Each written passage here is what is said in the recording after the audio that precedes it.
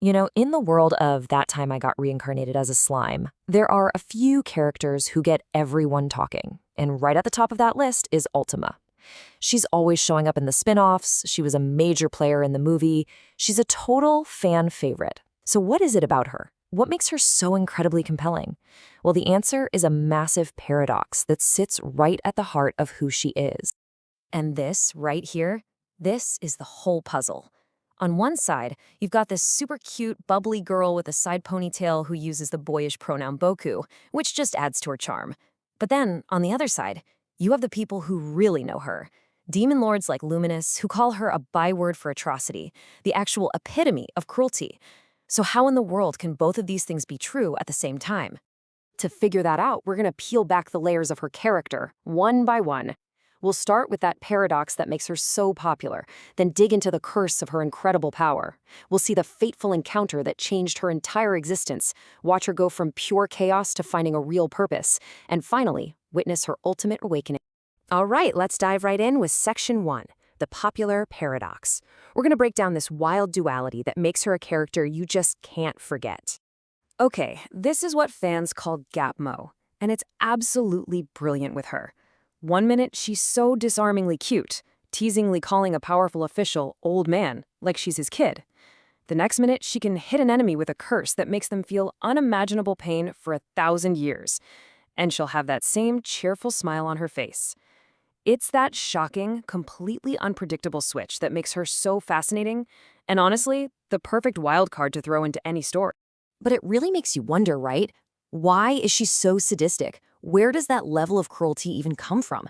Well, the answer isn't just that she's evil. It's way more complicated, and it's rooted in the curse of being born with absolute, unimaginable power. See, Ultima isn't just some run-of-the-mill demon. No, no. She's a primordial. One of the original 7, born at the very dawn of creation. Think about that. She came into existence at the absolute peak of the food chain. She's never known what it's like to struggle, to lose, or to even try hard. And this quote just nails it. Imagine that for a second. For thousands upon thousands of years, nothing is a challenge. Everything is easy. Life just loses its flavor. Her cruelty, it wasn't born from malice or hate. It came from a crushing, soul-destroying boredom. She tortures people just to feel something, anything to break the monotony. So what do you do to kill literal millennia of time? You invent a game, of course, a really, really cruel one. Look at her method. She sets up this whole contest where she has to work through other people. It wasn't about getting the vessel quickly, it was about making the process interesting. The whole cursed tiara plot in Raja, that was her masterpiece of cruelty, a slow burn tragedy she engineered over generations just for her own amusement. It was her theater. But after eons of the same old, something happened. Something that was completely impossible, and it was about to change her entire existence forever. She finds out that Diablo, the one demon who was undeniably stronger than her, her proud, unbeatable rival, had willingly chosen to serve a master. He was kneeling. To a primordial demon like Ultima, that's like hearing the sun rises in the west. It just doesn't compute. It completely breaks her understanding of how the world works. And just like that, for the first time in maybe forever, her boredom is gone. It's replaced by pure, unadulterated curiosity. Who in the universe could command the loyalty of Diablo? Her initial plan was so very Ultima. I'll go check out this Rimuru guy. If he's a bore, well, I'll just wipe him off the map. Just another potential toy. But then they meet, and it all goes sideways for her. Rimuru sees through her disguise in an instant, and when he finds out she's a feared primordial demon, he just doesn't care. There's no fear, no arrogance, no attempt to challenge her. He just accepts her. He treats her like a person. For a being who had only ever been feared or fought, this simple, casual acceptance was mind-blowing. In that moment, for the very first time, she felt seen. And with that one encounter, her whole world pivots. The aimless, chaotic existence she'd always known was about to get a serious dose of purpose. Rimuru gives her a new name. Not Violet, her primordial color, but Ultima, after a powerful supercar of all things. And in the world of slime, a name is everything. In that instant, she evolves. She's not just a color anymore, not just an ancient force of nature. She's Ultima, an individual with a new identity, given to her by the first person who ever bothered to look past her power.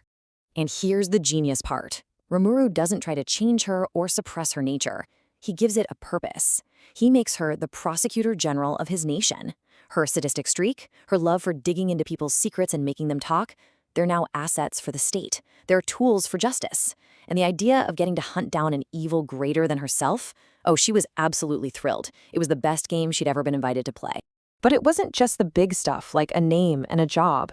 It was the little things. The way Rimuru would treat her like a younger sister or casually make her a cup of coffee. Think about it. For your entire life, people have either feared you or wanted to fight you. And then someone just offers you coffee. That simple act of kindness was something she had never experienced. That's what cemented her absolute, unshakable loyalty. This new loyalty, this new purpose, it was about to unlock something deep inside her, taking her character to a whole new level. So later on, she gets into this really tough fight against an Imperial Knight named Damaruta, and she's actually struggling. And for the very first time in countless millennia, this being who was born with all the power in the world wished for more.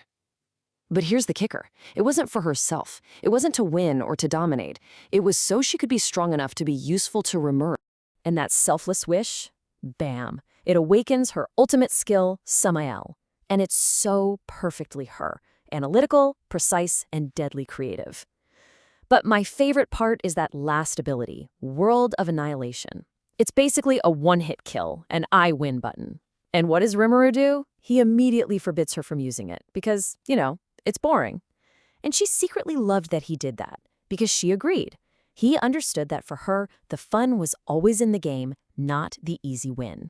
So you can really see her whole journey right here. Before Rimuru, her entire existence was this flat line of boredom and aimless cruelty.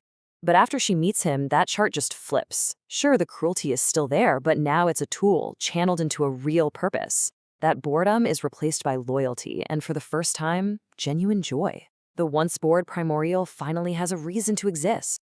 So let's go back to that first question. Is Ultima so popular just because she's a classic, cute but deadly character? Or is it something deeper? Is it the incredible story of a lonely, godlike genius, cursed by her own power, who finally, after thousands of years, found the one person who gave her a purpose, a family, and a place to belong?